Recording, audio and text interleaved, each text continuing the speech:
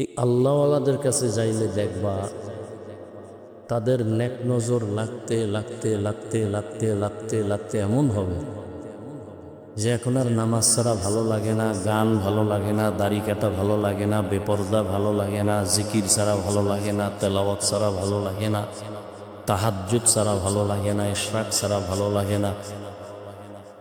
তাদের কাছে একটা আলাদা মেডিসিন আছে আল্লাহর দেওয়া। ওই মেডিসিন আল্লাহ দেন। ওই মেডিসিনের নাম হলো ফুরকান। তবে এখানে একটা কথা, এই যে আল্লাহ স্পেশাল পাওয়ার দিবেন, কোনো বেনামাজিকে দিবেন না, কোনো গুনাহগারকে দিবেন না, তাকওয়াওয়ালা যারা আল্লাহ তাদেরকে দিবেন।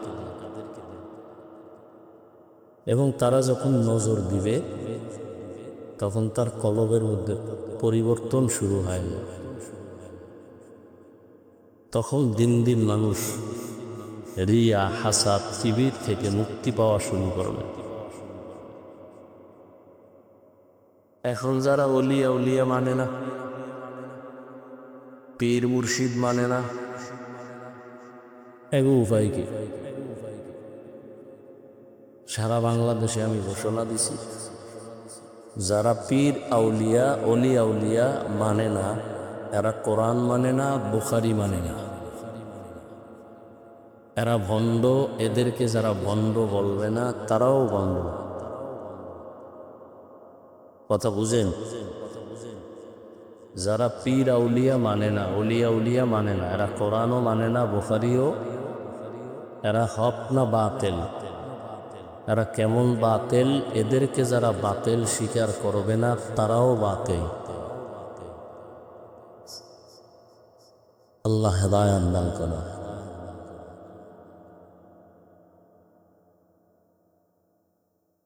তো আল্লাহ দুনিয়ায় পাঠাইছেন আসল কাজ করার জন্য।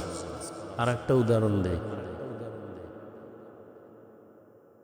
দুপুরবেলা মেহমান আসবে বাসায়, বাজার টাজার করা লাগবে না? সকাল 9টা কি 10টার সময় বাবায় ছেলেরে বলছে, বাবা তুমি একটু বাজিক করে যাও তো, এনে টাকা নাও, গিয়া মাছ তরকারি নিয়ে আসো তাড়াতাড়ি, তোমার মা রান্না করবে, দুপুরে মেহমান আসবে, তাড়াতাড়ি চলে আসবে। ছেলে টাকা পাইয়া নতুন বাজারে যায়, বাজার কি জিনিস ভালো করে চিনে না। বাজারে যাইয়া দেখে এতদিন চার দেওয়ালের মাঝখানে ছিলাম, এখন দি রং বেরঙের বাতি, বাজারের মধ্যে গান, সুন্দরী রূপসীর গান বাজনা, নাচ গান চলতেছে। এ দেখে ওর মন খুশি, আনন্দে আত্মহারা। এন দেখতে দেখতে দেখতে দেখতে মজা পেয়ে গান শুনতেছে, নাচ দেখতেছে। এই রং তামাশা দেখতে দেখতে জোহরের আজান দিয়ে গেছে। হঠাৎ করে খেয়াল হয়েছে, আমারে না বাজার করতে পারাইছে। একটা দৌড় দিয়া দোকানে গেছে, এই তরকারিওয়ালা, তরকারির দাম কত? এ জিজ্ঞাসা করতে না করতে পকেটে হাত দিয়ে দেখি টাকাও হারাই গেছে। মাথা গরম, ওদিকে বাবাও লাডি একটা লইয়া খারাইছে। তুই আজগু বাজার লইয়া এলো ফিডাম, না নিয়ে এলো ফিডাম।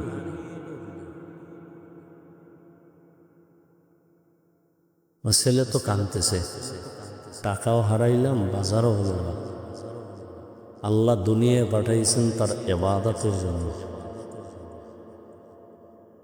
কিন্তু দুনিয়ার মধ্য থেকে ইবাদত করবা একটা পরীক্ষার হল। পরীক্ষার হলের মধ্যে প্রতিযোগিতা চলে, কেউ বেশি আগায় যায়, কে শ্রেষ্ঠ, কে সফল, প্রতিযোগিতা চলে। কেউ প্রশ্নের উত্তর সঠিক লেখে, কেউ ব্যাঠিক লেখে, কোনো বাধা দেওয়া হয় না। কিছু কিছু দুনিয়াদারেরা দুনিয়ায় এসা রং তামাশা দেখা আল্লাহ যে আমাকে ইবাদতের জন্য পাঠাইছেন, আল্লাহরই ইচ্ছেন। দুনিয়া দুনিয়া করতে করতে একদল ইমানের টাকাও হারায় ফেলছে। আল্লাহ বলেন, আমি আল্লাহ এরপরও তোমার উপরে বেজার না, তওবার দরজা খুলে রাখছি। তুমি যদি তওবা করে বলো আল্লাহ আমার ভুল হয়ে গেছে, ক্ষমা চাই, আল্লাহ বলেন তোমার জীবনের সব গুনাহ আমি এক মুহূর্তে মাফ করে দিই। দুনিয়া কিছুই না। লা ইয়াগুররান্নাকা তাকাল্লুবুল্লাযীনা কাফারু ফিল বিলাদি মাতাউন কলিলুন সুম্মা মাওয়াহুম জাহান্নাম ওয়া বি'সাল মিহাদ। কাফের বেঈমানের বানানো গুলশান দেখা পাগলেও না, এগুলি কিচ্ছু না। বিউটি পার্লারের সৌন্দর্য রৌদ্র লাগলে শেষ। একজনে বিউটি পার্লারের সুন্দরী দেখা কয়তো ডানা কাটা হরি, বাপ মা ছাড়লে ওইদারে ছাড়ল না। বিয়া শাদি কইরা বাসায় নিয়ে যখন চেহারাটা ধুইছে দেয় জাম কালা, এম কপাল থাবড়াইলে আর কি হবে?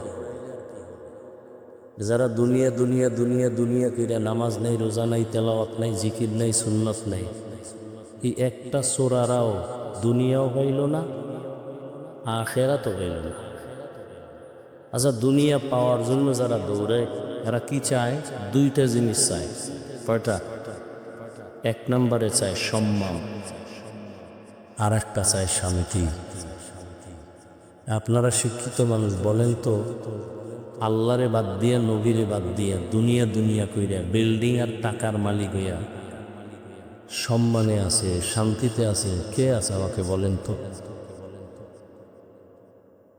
বিল্ডিং শান্তির মালিক? 10 তলা বিল্ডিং উঠাইয়া মাস্তানি করে লাভ কি যদি বিল্ডিং বাদ দিয়া জঙ্গলে ঘুমানো লাগে? সুইস ব্যাংকে টাকা জমা করে লাভ কি যদি বংশের কেউ ভোগ করতে না পারে? এর চেয়ে রিক্সা চালায় খাওয়া ভালো, অনেক শান্তি। টাকা দিয়া সম্মান কিনলে ফার্স্ট অবস্থায় পায় ফুলের মালা, ফাইনালে পায় জুতার মালা।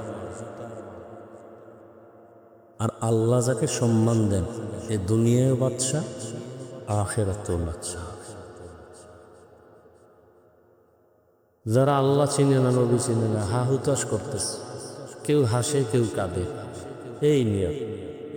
আর যারা নবীর আদর্শ নিয়ে আমরা আছি, আলহামদুলিল্লাহ, আমরা আগেও যেমন ছিলাম এখনও তেমন আছি, কোনো টেনশন নেই।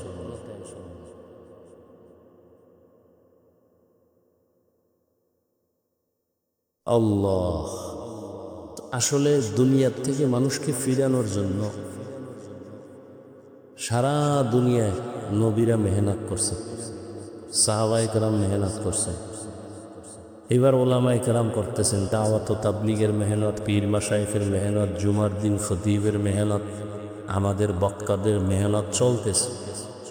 সবার এক কথা, দুনিয়া ছাড়ো, আল্লাহর হুকুম মতো জীবন গড়ো, রসুলের আদর্শের মালা গলায় লাগো। নাকি তাবলীগওয়ালারা বলে গাঞ্জা খাও, চরমনাইওয়ালারা কি বলে বেপর্দায় চলো। হ্যাঁ, এখানে তো অনেক বুদ্ধিমান মানুষ। বলেন তো তাবলীগের কারণে আমার দেশের মুসলমানের কি কি ক্ষতি হয়েছে? বলে চরমনাই, উজানি, বাহাদুরপুর, নানুপুর, এই যে আহলে হক পীর মাশায়েখ, বলেন তো এদের দ্বারা এই দেশের ইসলামের এবং মুসলমানের কি কি ক্ষতি হয়েছে? ভাই সত্য কথাটা বলো, হয়েছে? কওমি মাদ্রাসার কারণে, সত্য কথা বলো, হয় নাই?